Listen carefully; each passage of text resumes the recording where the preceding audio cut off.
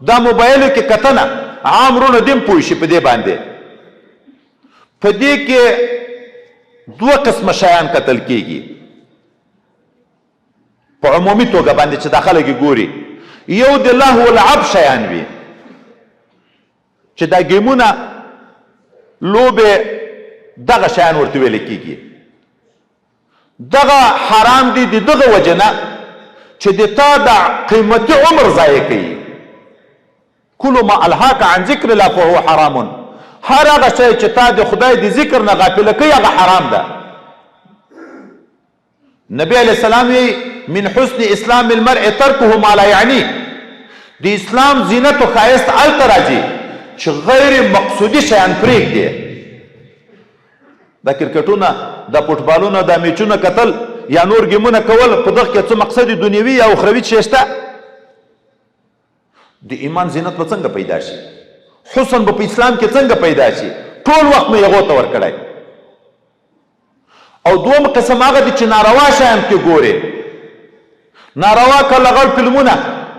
تصویرونه په حشیب کې ګورې یو طرف ته وخت ضایع شو دا حرام ده بل طرف ته سترګې په ګناه لګیا شوې نبی علیه السلام نه وی چې العینان تزنیان سترګې مزنا کوي او مخامخ ښځې ته کتل او د ښځې عکس ته کتل فرق لري که نه لري چا کې چې لږ غیرت وي لږ حیا وي چې پردۍ سترګې ښځې ته سترګې پورته کړي او ښځه هم ورته وګوري دی دستي وشرمېږي سترګې ټیټې کړي چې معمولي غیرت وي په چا کې چې پردۍ ښځې ته سترګې پورته کړې هغه ښځه چې ور وګوري دی وشرمېږي سترګې ټیټې کړي د عکس نه څوک شرمېږي یو وارې چې د عکس شیانو ته پام شوه بیا که په ګنټو ګنټو ورته ګوري حیا نشته پکې سترګې په زنا د تصویرو باندې لګیا کړې او که داسې ستروزونه دي پکې هغه اوري وخت ضایع شو غوږونه په چا باندې په ګناه باندې لګیا کړه کلکم راع وکلکم مسؤول عن رعیته دغه حدیث مبارک اوږده فلسفه ده اخري ځای چې د هر چا نه د خپل ماتحت پوښتنه کېږي ځوان چې نه واده لري نه اولاد لري نه په حکومت کې وظیفه لري نه مدرس د درسګاه وي چې هیڅ مسؤلیت نور نه وي د ده د خپلو اندامو پوښتنه تر کېږي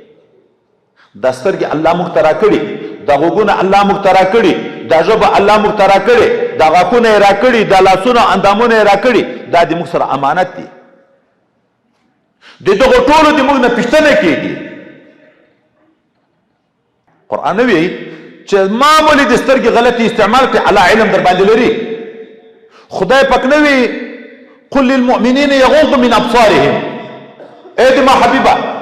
مؤمنانو ته وایه سترګې د ټیټې ساتي پردیو ښځو ته دې نه ګوري قل للمؤمنات یغضضن من ابصارهن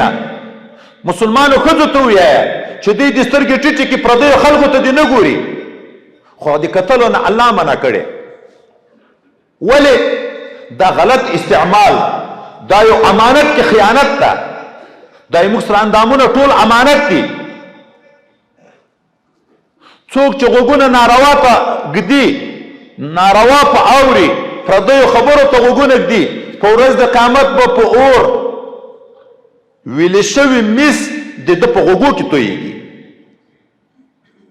دغه سترګې به د اور په سلایي باندې ورړندې کېږي تورېږي به